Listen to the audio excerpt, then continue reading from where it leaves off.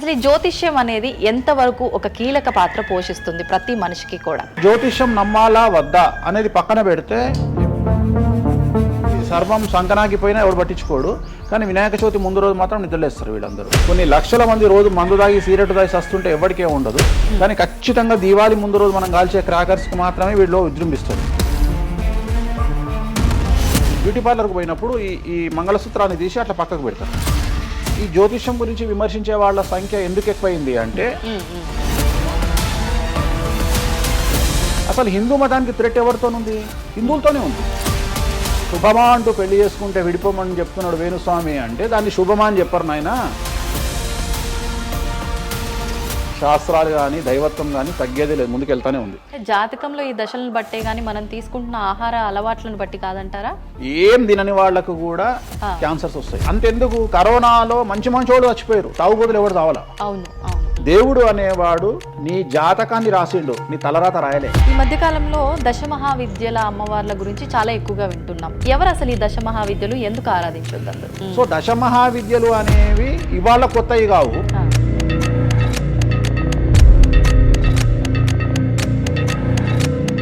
అరుణాచలం ఎవరికి తెలిసి బాలటి వరకు? ఎందుకు అరుణాచలానికి పొలవమంటే వెళ్ళిపోతున్నారు అంటే చాగంటి కోటేశ్వరరావు గారు చెప్పడం వల్ల నీకు అరుణాచలం తెలిసింది. మరి అరుణాచలం విషయంలో ఇదే డిస్కషన్ ఎందుకు వస్తలేదు? దశమహావిద్యలో నాన్ వెజ్ పెడతారు అనగానే ఇక నాన్ వెజ్ ప్రపంచంలో ఎవరు తిననట్టు, అసలు అదేదో తప్పైనట్టు, ఇక లిక్కర్ ఎవరు తాగలేనట్టు. రాముడు క్షత్రియుడు, మాంసం తినలేదా? సురాపానం అంటున్నావు. దేవతలే సురాపానం తీసుకున్నారు, అది మద్యమే. మరి అది దానికి ఏందమ్మా? అవన్నీ పుకార్లు అంటున్నారు. పుకార్లు అదే చెప్తున్నా నేను.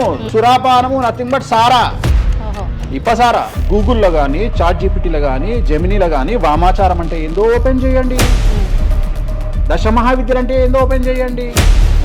మీకు మీరే తెలుసుకోండి. ఈ సమాజంలో తెలుగు రాష్ట్రాల్లో ఉన్న దొంగలెవరో దొరలెవరో మీరే గుర్తుపట్టండి.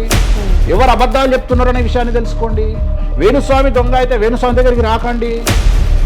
నన్ను 20 నిమిషాలు ఆడుకుందామనే ప్రయత్నం చేసిన నీకు ఇప్పుడు చిన్న ఫినిషింగ్ టచ్ ఇస్తాను. అసలు నువ్వు జనవరి 1కు ముందు నా దగ్గర ఇంటర్వ్యూకి ఎందుకు వచ్చావు? నేను దానికి ఆన్సర్ చెప్తా. కాదు అదే ప్రయత్నం వేణుస్వామి చేసిండు కామాఖ్య విషయం. అమ్మా ఇట్లా వచ్చారా? నెక్స్ట్ ధనుసు రాశి వారికి అర్ధాష్టమ శని నడుస్తూ ఉంది. అర్ధాష్టమ శని అనేటువంటిది డబ్బులను అధికంగా ఇచ్చి ఆ డబ్బుల ద్వారా సమస్యలు తెచ్చేటువంటి ఒక పరిస్థితి.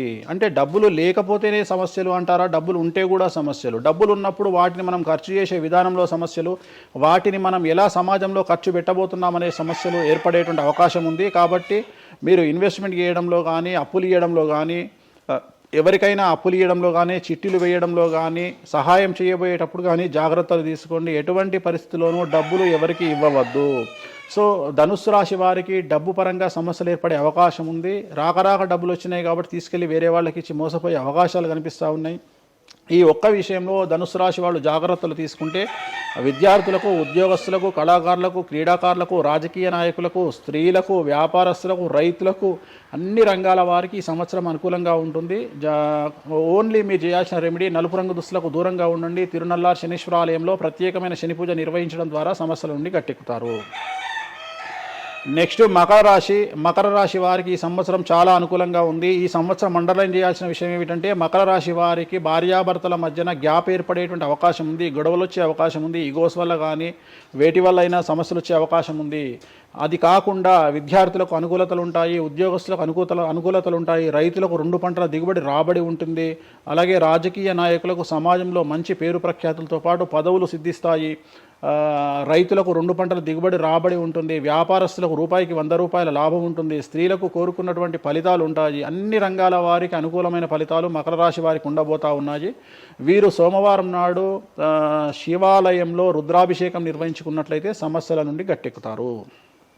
సో నెక్స్ట్ కుంభరాశి వారికి ఏలినాటి శని చివరి అంకంలో ఉంది. చాలా సమస్యలు కనిపించబోతా ఉన్నాయి. కుటుంబంలో ఎవరిని తీసుకున్నా విద్యార్థులు, ఉద్యోగస్తులు, వ్యాపారస్తులు, కళాకారులు, క్రీడాకారులు, రాజకీయ నాయకులు, స్త్రీలు, ఉద్యోగస్తులు, బ్యూరోక్రాట్లు అందరికీ సమస్యలు ఉన్నాయి. వాహన ప్రమాదాలు, పోలీస్ కేసులు, కోర్టు కేసులు, ఆరోగ్యపరమైన ఇబ్బందులు, మానసికమైన ఇబ్బందులు, స్త్రీలకైతే థైరాయిడ్ సమస్యలు, పీసీఓడి సమస్యలు, గర్భసంచికి సంబంధించిన సమస్యలు, మానసికమైన ఇబ్బందులు బాధించే అవకాశం కనిపిస్తూ ఉంది.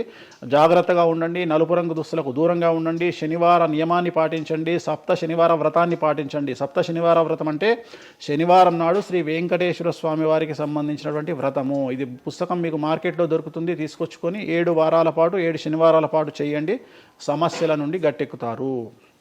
ఇక చివరిది లాస్ట్ది అనేటువంటిది మీనరాశి. మీనరాశి వారికి ఈ సంవత్సరం జన్మశని నడుస్తూ ఉంది. జన్మశని చాలా డేంజరస్గా ఉండబోతూ ఉంది. ఏ రంగంలో ఉండే వారికైనా ఈ సంవత్సరం సమస్యలు తప్పవు. ఆర్థికంగా, సామాజికంగా, న్యాయపరంగా, ఆరోగ్యపరంగా, వాహన ప్రమాదాలు అవ్వచ్చు, ఆర్థికపరమైన నష్టాలు అవ్వచ్చు, పోలీస్ కేసులు అవ్వచ్చు, ఇంట్లో తల్లిదండ్రులు ఒకళ్లకు ప్రాణగండాలు అవ్వచ్చు, భార్యాభర్తల మధ్యన గొడవలు అవ్వచ్చు. మరీ ముఖ్యంగా ఈ సంవత్సరం మీనరాశి జాతకులు ఉండేటువంటి ఇళ్లలో మగవాళ్లకు సంపాదన లేకుండా ఖాళీగా ఉండడం వల్ల ఆడవాళ్ళు మాత్రమే సంపాదించి, ఆడవాళ్ల ఉద్యోగంతో డబ్బులు సంపాదించి, ఆడవాళ్ళ అంటే భార్యల మీదనో, ఆడవాళ్ళ కూతుళ్ళ మీదనో, తల్లి మీదనో బ్రతికేటువంటి పరిస్థితి మగవాళ్లకు ఉండే అవకాశం ఉంది. కాబట్టి ఈగోలను చంపుకోండి. సో ఆడవారి మీద బ్రతకడానికి సిద్ధపడండి, కష్టపడండి, మానసికంగా సంసిద్ధులుగా ఉండండి. అంటే అలాంటి ఒక కండిషన్ ఈ సంవత్సరం ఉండబోతా ఉంది. ఈ ఒక్క సంవత్సరాన్ని కనుక మీరు దాటగలిగితే మీ జీవితంలో మంచి మంచి మంచి పొజిషన్లకు వెళ్తారు. సో నలుపు రంగు దుస్తులకు దూరంగా ఉండండి, రాత్రిపూట ప్రయాణాలు చేయకండి, వాహన ప్రమాదాలు జరిగే అవకాశం కనిపిస్తూ ఉంది. జన సమూహం ఉన్నటువంటి ప్రాంతాలకు వెళ్ళకండి. సో జాగ్రత్తలు తీసుకోండి, నలుపు రంగు దుస్తులకు దూరంగా ఉండండి. తిరునల్ల శనీశ్వర ఆలయంలో ప్రత్యేకమైన శని పూజ నిర్వహించడం ద్వారా సమస్యల నుండి బయటపడతారు. ఇప్పుడు ఈ రాశి ఫలాల్ని ఈ మధ్యకాలంలో చాలా మంది ఫాలో అవుతున్నారండి. ఇది అక్షరం అంటే పేరులో మొదటి అక్షరాన్ని బట్టి ఫాలో అవ్వాలా, లేదంటే డేట్ ఆఫ్ బర్త్ బట్టి వచ్చే రాశిని ఫాలో ఇది అవ్వాలా? పేరులో దాని సంబంధం లేదు, డేట్ ఆఫ్ బర్త్ ప్రకారం చూసుకోవాలి. రెండోది ఇది గోచారం, గ్రహచారం వేరు, గోచారం వేరు. ఇది జస్ట్ గోచారం ప్రకారం ఎలాగైతే మనము సౌరమానం ప్రకారము మనం చూసుకుంటామో అలా ఇది ఓన్లీ చాంద్రమానం ప్రకారము మీ నక్షత్రం ప్రకారం చూసుకోవాల్సిందే. మళ్ళీ వ్యక్తిగతమైన జాతకం వేరు. అంటే ఒక 3-4 రాశులు మినహాయించి అన్ని రాశుల వారికి కొంచెం ఇబ్బందికర పరిస్థితులే ఉన్నాయి. దానికి మీరు చెప్పిన రెమెడీస్ చేసుకుంటే సరిపోతుంది. గురుగారు, చాలా వరకు ప్రస్తుత రోజుల్లో జ్యోతిష్యాన్ని ఎక్కువగా నమ్ముతున్నారేమో అనిపిస్తూ ఉంటుంది. సేమ్ టైం మళ్ళీ జ్యోతిష్యం మూఢనమ్మకము అని చెప్పి కొట్టిపారేసే వాళ్ళు కూడా ఎక్కువైపోయారేమో అనిపిస్తుంది. అసలు ఈ జ్యోతిష్యం అనేది ఎంతవరకు ఒక కీలక పాత్ర పోషిస్తుంది ప్రతి మనిషికి కూడా? సో జ్యోతిషం అనేది నువ్వు చెప్పినట్టుగా ప్రతి మనిషికి ఒక ఫేసు 2 ఫేసులు ఉంటాయి, కానీ కొంతమందికి చాలా ఫేసెస్ ఉంటాయి.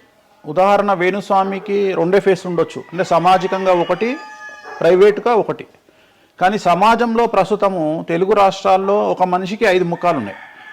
అంటే తెలుగు రాష్ట్రాల్లో ఎందుకు చెప్తున్నానంటే భారతదేశాన్ని మొత్తం కంపేర్ చేసినప్పుడు భారతదేశానికి సంబంధించినటువంటి రాజకీయాలు వేరు, తెలుగు రాష్ట్రాల రాజకీయాలు వేరు. భారతదేశం సోషల్ మీడియా వేరు, తెలుగు రాష్ట్రాల సోషల్ మీడియా వేరు. భారతదేశం న్యూస్ ఛానల్స్ వేరు, తెలుగు రాష్ట్రాల న్యూస్ ఛానల్స్ వేరు. సో ప్రతిదీ తీసుకుంటే తెలుగు రాష్ట్రాలకు సంబంధించి చాలా ప్రత్యేకమైనటువంటి స్టైల్లో మనం ప్రజెంట్ వెళ్తా ఉన్నాము. ప్రత్యేకించి తెలుగు రాష్ట్రాలు ఇంతకుముందు ఒకటే రాష్ట్రానికి పరిమితం అయ్యి ఉండే, అది ఇప్పుడు హైదరాబాద్ కూడా అంటుకుంది. సో 2 రాష్ట్రాలు ఇంచుమించుగా సేమ్ స్టైల్లో వెళ్తున్నాయి. సో జ్యోతిషం నమ్మాలా వద్దా అనేది పక్కన పెడితే ఎప్పుడే కానీ దేని గురించి ఎవరు మాట్లాడినా 2-3 విషయాల గురించి మాట్లాడతారు. ఒకటి ఐడెంటిటీ, ఒకటి బ్రాండు, ఒకటి ప్రత్యేకించి పిఆర్ స్ట్రాటజీ. ఇప్పుడు బ్రాండ్ అనేది వేణుస్వామి అంటే ఒక బ్రాండ్. వేణుస్వామి జ్యోతిషం గురించి మాట్లాడుతున్నాడు అంటే చాలా మంది వెయిట్ చేస్తారు, జరిగిందా జరగలేదని విశ్లేషించుకుంటారు. అదొక పద్ధతి. వేణుస్వామిని విమర్శించే వాళ్ళు ఏం చేస్తారంటే వాళ్ళు ఐడెంటిటీ క్రైసిస్లో ఉంటారు. సో వాళ్ళు వేణుస్వామిని విమర్శించినా లేకపోతే ఒక పెద్ద వ్యక్తిని విమర్శించినా వాళ్లకు దానివల్ల ఐడెంటిటీ వస్తుంది. మామూలుగా వాళ్ళు విమర్శిస్తే ఎవడు పట్టించుకోడు, వేణుస్వామిని విమర్శిస్తే పట్టించుకుంటారు. అలా కాకుండా కొంతమంది ఇది ఏమంటారు హేతువాదులు అనొచ్చు, లేదంటే నాస్తికులు అనొచ్చు, ఇంకోటి అనొచ్చు. సో వీళ్ళందరూ ఏంటంటే ప్రత్యేకించి హిందూ మతానికి సంబంధించిన జ్యోతిష్యం గురించి మాట్లాడతారు, హిందూ మతానికి సంబంధించిన పండుగల వినాయకుని గురించి మాట్లాడతారు. మొత్తం ప్రపంచమంతా పొల్యూటెడ్ అయ్యి కలుషితమై సర్వం సంకనాగిపోయినా ఎవడు పట్టించుకోడు, కానీ వినాయక చవితి ముందు రోజు మాత్రం నిద్రలేస్తారు వీళ్ళందరూ. అట్లనే అసలు ఈ ప్లాస్టిక్ వల్ల అసలు నూనె ఎట్లా వస్తుంది, ఎందుకంటే 90 రూపాయలకు ఒక కిలో నూనె ఎట్లా తింటున్నాం మనము అని ఆలోచించాడు ఎవరు లేడు. కొన్ని లక్షల మంది రోజు మందు తాగి సిగరెట్ తాగి వస్తుంటే ఎవరికే ఉండదు, కానీ ఖచ్చితంగా దీవాళి ముందు రోజు మనం కాల్చే క్రాకర్స్కి మాత్రమే వీడిలో విజృంభిస్తాడు. సో ఇవన్నీ కూడా ఐడెంటిటీ క్రైసిస్ అవ్వచ్చు, లేదా పనిగట్టుకుని విమర్శించాలి అవ్వచ్చు. మనం ఏం నమ్ముతాము అంటే లెక్కలు నమ్ముతాం. 2002కు పూర్వము 2002 తర్వాత తీసుకుంటే జ్యోతిష్యాన్ని నమ్మేవారి సంఖ్య, హిందూ మతాన్ని నమ్మేవారి సంఖ్య 9% పెరిగింది. సో ఇది వేణుస్వామి సొంత కవిత్వం కాదు, గూగుల్ చేస్తే గూగుల్లో మీకు కనిపిస్తుంది పర్సంటేజ్ ఎంత పెరిగింది అనేది. సో ఎప్పుడే కానీ గుర్తుంచుకోవాల్సింది ఏంటి అంటే మనము సైంటిఫిక్గా సైన్స్ పరంగా మనం ఎంత ముందుకెళ్తామో మన జెన్జీ జనరేషన్ ఆల్ఫా జనరేషన్లు ఎంత ఫాస్ట్గా వస్తాయో ఎట్ ది సేమ్ టైము దేవుళ్ళ మీద నమ్మకాలు కూడా అదే పరిస్థితులలో ఉంటాయి. కాకపోతే ఇక్కడ ఏంటి అంటే ఒకటి ఎక్స్ప్రెసివ్ అవ్వచ్చు, ఎక్స్ప్రెసివ్ కాకపోవచ్చు. ఎందుకు పెరిగాయి అంటారు ఈ పర్సంటేజ్ మీరు అన్నట్లుగా? అంటే ఖచ్చితంగా కష్టాల ప్రాబ్లం. అంటే ఇక్కడ కష్టాల కంటే కూడా కాంపిటీషన్ అని చెప్తాను నేను. సో ఇప్పుడు ఏమైపోయింది అంటే విపరీతమైనటువంటి కాంపిటీషన్లోకి నెట్టబడ్డాం మనం అందరము కూడా. అంటే ఏమైపోయింది అంటే ఒక 1990కి పూర్వము మనం సంపాదించుకునే సొమ్మంతా కూడా దాచిపెట్టుకొని ఆ డబ్బును దాచుకొని మన కుటుంబాలు తింటాయి, మన పిల్లలు తింటాయి అనే ఆలోచన ఉండేది. 2000 సంవత్సరం తర్వాత ఏమైపోయింది అంటే మనం సంపాదించుకున్నది మనమే ఎంజాయ్ చేయాలి, ఒక కారు కొనుక్కోవాలి, సో లగ్జరీ లైఫ్ లీడ్ చేయాలి, 10 మందికి చూపించుకోవాలి. అంటే స్వతహాగా అనుభవించడం కంటే కూడా 10 మందికి చూపించుకోవాలి అనేటువంటి ఒక పనికిమాలిన భావన జనాల్లో చాలా వచ్చింది. ఇది ఎంతవరకు కరెక్ట్ అంటే తప్పు చెప్తున్నా. ఇప్పుడు ఉదాహరణ ఒక ఇన్ఫ్లుయెన్సర్స్ చూస్తుంటే అసలు యాక్చువల్గా వినాయక చవితి అనేది చవితి రోజు చేసుకోవాలి, కానీ వీళ్ళు ఏం చేస్తున్నారు వినాయక చవితికి 2 రోజుల ముందరనే వినాయక చవితి చేసుకొని దాన్ని మొత్తం ఎడిట్ చేసి అంతా చేసి వినాయక చవితి నాడు పోస్ట్ చేస్తారు. సో దీనివల్ల వాళ్ళ ఖచ్చితంగా ఎఫెక్ట్ అవుతుంది. ఎందుకు ఎఫెక్ట్ అవుతుంది అంటే ఇప్పుడు మాంగళ్యం ఉంది, ఉదాహరణ మెడలో మంగళసూత్రం అనేది ధరిస్తారు అమ్మాయిలు. వీళ్ళు ఏం చేస్తున్నారు ఈ మధ్యన అంటే కొంతమంది అమ్మాయిలు వెస్ట్రన్ కల్చర్కు బానిసలైన అమ్మాయిలు ఏం చేస్తారంటే దాన్ని ఏమంటారు బ్యూటీ పార్లర్కి పోయినప్పుడు ఈ మంగళసూత్రాన్ని తీసి అట్లా పక్కకు పెడతారు. సో మళ్ళీ ఎప్పుడైతే నువ్వు ఆ మంగళసూత్రాన్ని వేసుకుంటున్నావో ఆ సమయం కనుక మంచిది కాకపోతే ఎఫెక్ట్ అవుతుంది ఫ్యామిలీ. సో అందుకని నువ్వు చేసేటువంటి వినాయక చవితి పూజ కరెక్ట్ సమయంలో చేయకపోతే అది నెగిటివ్ అయ్యేటువంటి అవకాశం ఉంది. సో ఇట్లా ఇన్ఫ్లుయెన్సర్స్ ఉదాహరణ ఇప్పుడు జనరల్గా బేసిక్గా మనము ఒక యూరోప్ కంట్రీకి పోతున్నాము, ఒక దుబాయ్కి పోతున్నాము అంటే మనం అక్కడికి పోయినాక షాపింగ్ చేస్తాం. కానీ ఇప్పుడు ఉన్నటువంటి జనరేషన్లో వీళ్ళందరూ ఏంది ఇక్కడ షాపింగ్ చేసి మళ్ళీ అక్కడ షాపింగ్ చేస్తారు. అంటే చాలా విచిత్రం అయిపోయింది. అంటే ఖచ్చితంగా సంవత్సరానికి ఒక 10 డొమెస్టిక్ టూర్లు, ఖచ్చితంగా సంవత్సరానికి ఒక 5 ఇంటర్నేషనల్ టూర్స్. ఇవన్నీ దేనికోసము అంటే సమాజానికి మా దగ్గర డబ్బులు ఉన్నాయి అని చూపించుకోవడం కోసము, సో ఆర్భాటాల కోసము. సో నేను జనరల్గా ఏం చెప్తా అంటే first build your own brand. First brand build చేసుకున్నాక తర్వాత నువ్వు బ్రాండ్కి అలవాటుగా. ఇప్పుడు ఒక అనామకుడు ఒక మామూలు మనిషి రేంజ్ రోవర్ కార్ వేసుకొని వస్తే జనాలందరూ రేంజ్ రోవర్ కార్ను చూస్తారు. అదే ఒక సూపర్ స్టార్ ఒక ప్రభాస్ ఒక మహేష్ బాబు వస్తే మహేష్ బాబుని చూస్తారు, ప్రభాస్ని చూస్తారు, కానీ కార్ను చూడరు. సో నేనేమంటే ఫస్ట్ నువ్వు దాన్ని తయారు చేసుకో. ఇప్పుడు ఉదాహరణ ఒక బాలీవుడ్ హీరోయిన్ ఉంది, ఆ బాలీవుడ్ హీరోయిన్ ఒక ఎల్వి హ్యాండ్ బ్యాగ్ వేసుకుంది, సపోజ్ అది ఫేకే అనుకుందాం, బట్ జనాలు అందరూ అది ఒరిజినల్ అనుకుంటారు. అదే ఒక మామూలు అమ్మాయి నిజంగానే ఎల్వి బ్రాండ్ వేసుకుంది, కానీ అది ఫేక్ అనుకుంటారు. సో అందుకని ఫస్ట్ నీ బ్రాండ్ నువ్వు నిలబెట్టుకున్న తర్వాత అప్పుడు నువ్వు బ్రాండ్స్ జోలికి వెళ్ళు. ఇప్పుడు సో ప్రస్తుతం సమాజంలో ఈ జ్యోతిష్యం గురించి విమర్శించే వాళ్ళ సంఖ్య ఎందుకు ఎక్కువైంది అంటే వాళ్ళకు వ్యక్తిగతమైన అంశాలు చాలా ఉంటాయి. They want subject. అంటే ఏమైపోయింది ఇప్పుడు ఎగ్జాంపుల్ ఇప్పుడు నేనే ఒక యూట్యూబ్ ఛానల్ పెట్టుకున్నా, నన్ను నేను ఓన్గా జర్నలిస్ట్గా నన్ను నేను గుర్తించుకున్నా, నాకు సబ్జెక్ట్ కావాలి అంటే అట్లీస్ట్ నేను ప్రతిరోజు కనీసం ఒక 10 నుండి 15 వీడియోలు చేయాలి అంటే నాకు ఆ మనిషితో పని లేదు, ఆ వ్యవస్థతో పని లేదు, ఆ సబ్జెక్టుతో పని లేదు.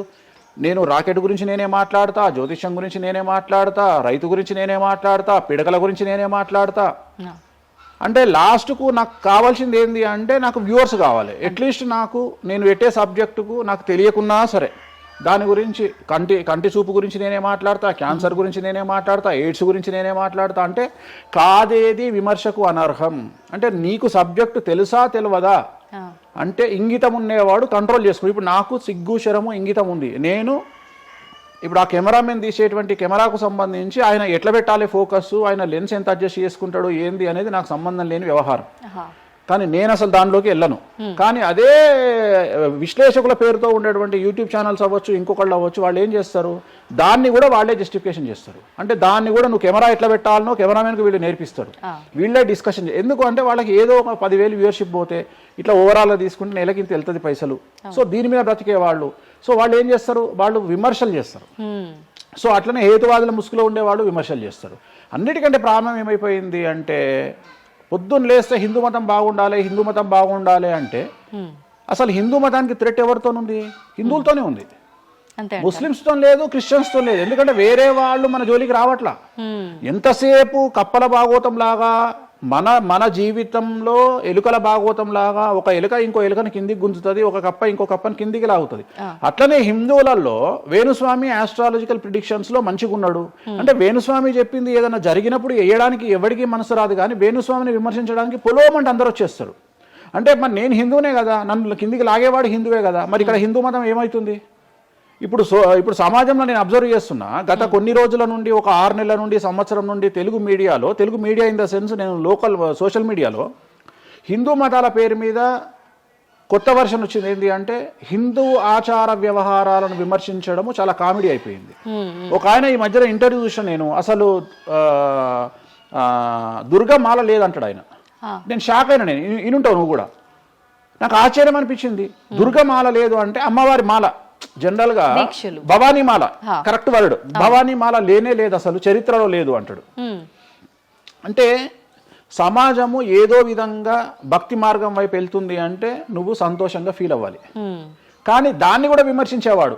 ఎందుకంటారు ఇలా అంటే వీళ్ళందరూ పండితులు కాదు, వీళ్ళందరూ standing comedians or sitting comedians. ఒక ఆయన కూర్చొని మాటలు చెప్తాడు, వాళ్ళు నవ్వడం స్టార్ట్ కాగానే ఈయన మర్చిపోతాడు. ఇక ఈయన మర్చిపోయి, అంటే ఆడవాళ్ళు నవ్వుతుంటారు, మగవాళ్ళు నవ్వుతుంటే ఈయన ఆనందానికి పరవశుడు అయ్యి, ఇంకా వాళ్ళు నవ్వుతున్నారు కదా అని రెచ్చిపోయి, ఇంకా గ్రహాలు లేవు, దేవుడు లేడు, ఏది ఒక బ్రాహ్మణుడు అయ్యుండి, ఒక పండితుడు అయ్యుండి టోటల్ మన సబ్జెక్టుకు వ్యతిరేకంగా మాట్లాడుతూ ఉంటాడు. అట్లనే ఆయన ఎవరో భవానీమాల లేదు అంటాడు. నీకు వచ్చిన నష్టమేముంది? నువ్వు మొగోడివైతే భవానీమాల కాదు, ఎవరైతే కోయంబత్తూరులో ఈషా ఫౌండేషన్లో లింగభైరవ అమ్మవారు లేదని చెప్పు, అది నీ గొప్పతనం. నిజంగా లింగభైరవ అమ్మవారు లేనప్పుడు లేదని చెప్పు. ఆమె క్రియేటెడ్ గాడు, చెప్పొచ్చు కదా లేదు అని. ఎందుకంటే అక్కడ భయం ఏంటంటే ఎవరు తంతడు అని. వీళ్ళ భయం అంటే ఏంటంటే, ఎక్కడైతే ఎవడు వీళ్ళకి అడ్డు రాడో అక్కడికి వస్తాడు.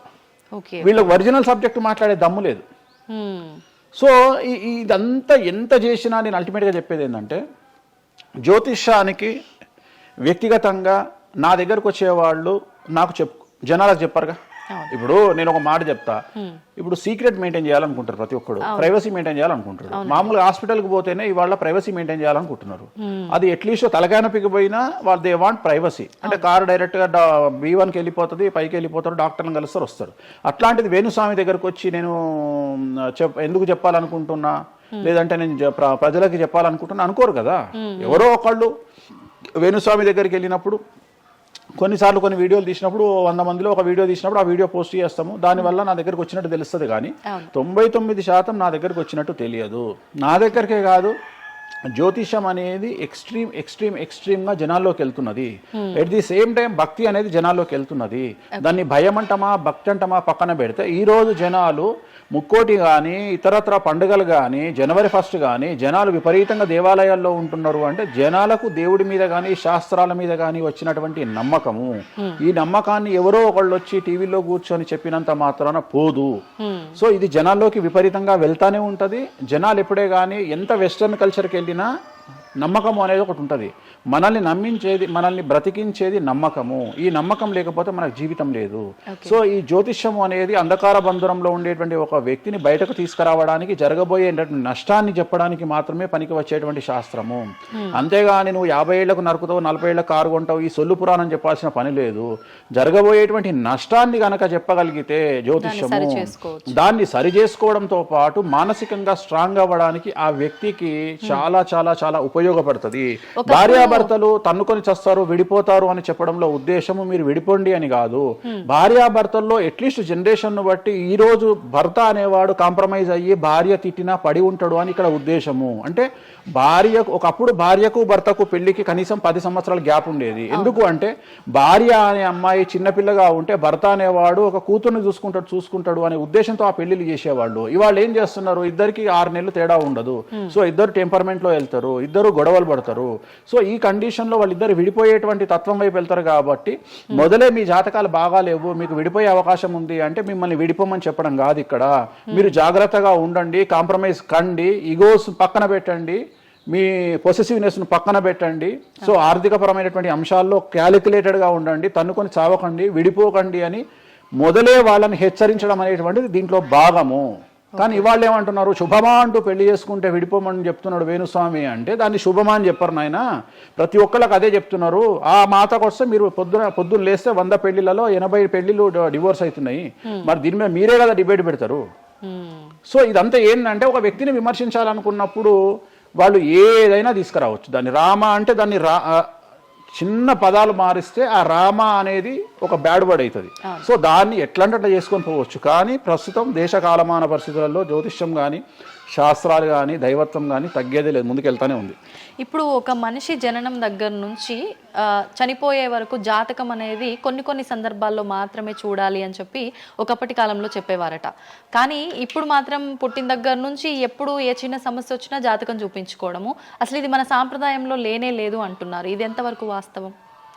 నేను లాస్ట్ ఇయర్ ఒక హీరోకు ఒక బిడ్డ పుడితే నేను చెప్పినప్పుడు చాలా మంది మేధావులు వచ్చి నన్ను విమర్శించారు. చిన్న పాపకు జాతకం చెప్తారా ఎవడన్నా అని. నీకు తెలిసే ఉంటే కృష్ణదేవరాయల ఆస్థానం కానీ ఇతర రాజులు పెద్ద రాజుల ఆస్థానంలో కానీ ఆస్థాన సిద్ధాంతి అని ఉండేవాడు. వాళ్ళు ఏం చేసేవాళ్ళు అంటే రాణికి కూతురు పుట్టిన కొడుకు పుట్టిన వాళ్ళు వచ్చి మొత్తం లైఫ్కు సంబంధించిన జాతకాన్ని రాసేవాళ్ళు. పుట్టడంతోనే అసలు పుట్టిన రోజే రాసేవాళ్ళు. వీళ్ళు ఏమైతారు, ఈయన జీవితంలో ఏమైతాడు, దొంగ అవుతాడా, మంచోడు అవుతాడా, రాజు అవుతాడా, లంగ అవుతాడా, క్రికెటర్ అవుతాడా అంటే ఆ దేశకాలం మన ప్రశ్న బట్టి అప్పుడు. సో దాన్ని ఇప్పుడు కన్వర్షన్ చేసుకుంటే ఇప్పుడు మేము రాసే జాతకంలో ఇప్పుడు వీడు ఇంజనీర్ అవుతాడా, డాక్టర్ అవుతాడా, ఎంటర్ప్రెన్యూర్ అవుతాడా, ఉద్యోగస్తుడు అవుతాడా. సో ఇవన్నీ అంచనా వేగ ఒక మనిషి పుట్టినప్పటి నుండి లగ్నాన్ని బేస్ చేసుకొని 1వ నెంబరు అంటే లగ్నము నుండి 12వ నెంబరు అంటే వ్యయము 1 నుండి 12 గడులను కనుక తీసుకొని రాస్తే ఆ మనిషి ఎప్పుడు పుట్టి ఏమేం చేస్తాడు, ఎప్పుడు చనిపోతాడు అనేది వెరీ క్లియర్గా మెన్షన్ చేయవచ్చు. సో ప్రతి రోజు జాతకాన్ని వేసుకోవచ్చు, ప్రతి నెల జాతకాన్ని వేసుకోవచ్చు. గోచారము గ్రహచారము అని 2 ఉంటాయి. గోచారము అంటే ప్రస్తుతం జరిగేటువంటి గ్రహాల యొక్క గమనం ఏ విధంగా ఉంది అని తెలియజేసేది గోచారము. గ్రహచారము అంటే పుట్టినప్పుడు దాన్ని బేస్ చేసుకొని రాసేది గ్రహచారము. జనరల్ గా తెలుగు రాష్ట్రాల్లో చాంద్రమానాన్ని మాత్రమే బేస్ చేసుకొని జాతకాలు రాస్తారు. కానీ వేణుస్వామి ఒక్కడే చాంద్రమానము, సౌరమానము, బార్హస్పత్యమానము అనే 3 విభాగాలను బేస్ చేసుకొని జాతకాలు రాస్తాడు. చాంద్రమానము అంటే చంద్రుడిని బేస్ చేసుకొని రోజున్నర పాటు చంద్రుడు ఒక రాశిలో ఉండేదాన్ని చాంద్రమానము అంటారు. ఇది మన దక్షిణ భారతదేశంలో వాడతాము. సౌరమానము అంటే సూర్యుడు, రవి ఒక నెలలో ఒక రాశిలో ఉంటాడు, దాన్నే మనం సౌరమానము అంటాము. అలాగే బార్హస్పత్యమానము అంటే బృహస్పతిమానము, సంవత్సరం పాటు గురువు ఒక రాశిలో ఉండేదాన్ని బార్హస్పత్యమానము అంటాము. మనము పుట్టినప్పటి నుండి కనీసము నాకు తెలిసి గత 1000 సంవత్సరాలు లేనటువంటి చరిత్ర ఈ సంవత్సరము 2026లో మనం చూడబోతా ఉన్నాము. గురువు ఒకే సమయములో 6 నెలల్లో 3 రాశుల్లోకి ప్రవేశిస్తా ఉన్నాడు. అంటే జనరల్ అర్థం కాదు, అసలు మనం ఎప్పుడు చూడలే. అందుకనే ఈ సంవత్సరం చాలా పెను సంచలనాలు ఉంటాయి. 2026లో గురువు మిథునం, కర్కాటకం, సింహం 3 రాశుల్లోకి వచ్చి మళ్ళీ రివర్స్ వస్తున్నాడు కర్కాటకానికి. సో చాలా విచిత్రమైనటువంటి ఒక గమనాన్నిగా మనం చూడాల్సి వస్తుంది. ఇది చాలా పెను సంచలనాలకు అంటే సృష్టిలోనే ఒక విచిత్రమైనటువంటి అనుభూతిని మనం పొందబోతా ఉన్నాము, మంచి చెడులు పక్కన పెడితే. సో ఇలాంటి పరిస్థితి నుండి జాతకాలను విశ్లేషించడము ఇవన్నీ కూడా నడుస్తాయి. ఇప్పుడు కొన్నిసార్లు మనిషి కొన్ని సందర్భాల్లో ఇబ్బంది వచ్చినప్పుడు నా తలరా తింటే భగవంతుడు ఇంకా రాసేశాడు నేనేం మార్చలేను అంటుంటారు. కొన్నిసార్లు భగవంతుడిని పక్కన పెట్టి తలరాతను పక్కన పెట్టి మనం గట్టిగా ఒకటి అనుకుంటే అయిపోతుంది అని అంటూ ఉంటారు. మీరు ముందుగానే ఒక శిశువు జననం అయినప్పుడే వాళ్ళ మొత్తం లైఫ్కి సంబంధించిన జాతకం ఇవ్వగలుగుతాము అన్నారు. మరి ఇప్పుడు మధ్యలో ఇప్పుడు చెప్తున్న వాళ్ళ విధానాలను బట్టి మనం అనుకుంటే అయిపోతుంది, ఏదైనా మనం ప్రయత్నం చేస్తే మారుతుంది, భగవంతుడు దాన్ని మార్చేస్తాడు కొన్ని ప్రయత్నాల వల్ల అంటారు. ఈ రెండిట్లో అసలు దేన్ని నమ్మాలంటారు? ఇప్పుడు భగవంతుడు రాసినాడు మన జాతకము మారదు, మన తలరాత మారదు అని అనుకుంటే అలాంటి వాళ్ళందరినీ మనం చేయాల్సింది ఏంటంటే వాళ్ళకి ఎవరికైనా హార్ట్ అటాక్ రాగానే వాళ్ళని అట్లనే బెడ్ మీద కూర్చోబెట్టి ఎదురుగా ఫోటో పెట్టి దేవుని మొక్కమని చెప్పాలి. హాస్పిటల్కి ఎవరిని పంపించొద్దు. ఎందుకంటే తలరాత కదా, భగవంతుడు రాసేసిండు కదా. మరి ఎందుకు మరి అనవసరంగా అంబులెన్స్కి ఫోన్ చేయడము, హాస్పిటల్కి వెళ్ళడం ఎందుకు? పనిలేని పని కదా. అంటే నీ ప్రయత్నము హార్ట్ అటాక్ వచ్చినా కానీ నిన్ను తీసుకుపోయి హాస్పిటల్లో అడ్మిట్ చేస్తున్నారు. సో హాస్పిటల్లో నిన్ను టైంకు తీసుకుపోవాలా వద్దా అని డిసైడ్ చేసేది జాతకం. నువ్వు బతుకుతావా బ్రతకవా అని డిసైడ్ చేసేది జాతకం. ఇక్కడ నేను తోపు నేను తురుము అని అనుకుంటే నడవదు. నేను తోపు నేను తురుము అనుకోవద్దు. చాలా మంది చాలా రకాలుగా కష్టపడతారు. కష్టపడితేనే సుఖపడతాము, కష్టపడితేనే జీవితం అభివృద్ధిలోకి వస్తుంది అనుకుంటే అతి కష్టం పడేది గాడిద. సో అతి కష్టం పడేది డ్రైనేజీలో పనిచేసేటువంటి మున్సిపల్ వర్కర్స్. సో వాళ్లకు ₹1,00,000 రోజుకు జీతం ఇచ్చినా తక్కువ లేదు. అంటే వాళ్ళు ఊడ్చే చెత్త, వాళ్ళు తీసే చెత్త ఈ ప్రపంచంలో ఎవరూ భరించలేరు. అలాంటిది వాళ్ళు చేసే కష్టం మీద కంపేర్ చేస్తే ఈ ప్రపంచంలో ఇక కష్టం చేసే మనుషులే లేరుగా. మరి అలాంటి వారికి మనం ఇచ్చే జీతం ఎంత? 40,000, 50,000. కానీ వాళ్లకు కనీసం నెలకు 40 లక్షలని ఇవ్వాలి. అంటే నువ్వు చేసే కష్టానికి కాకుండా నువ్వు తెలివితో చేసే కష్టానికే విలువ ఎక్కువ. నువ్వు తెలివితో చేసే కష్టానికే విలువ ఎక్కువ. ఎగ్జాక్ట్లీ, స్మార్ట్ వర్క్ నమ్ముకోవాలి. సో రెండవది, నేను కష్టపడితే అసలు రానే రాదు. నువ్వు కష్టపడడం కాదు, నువ్వు తెలివిగా కష్టపడు, కసిగా కష్టపడు. సో అందరికంటే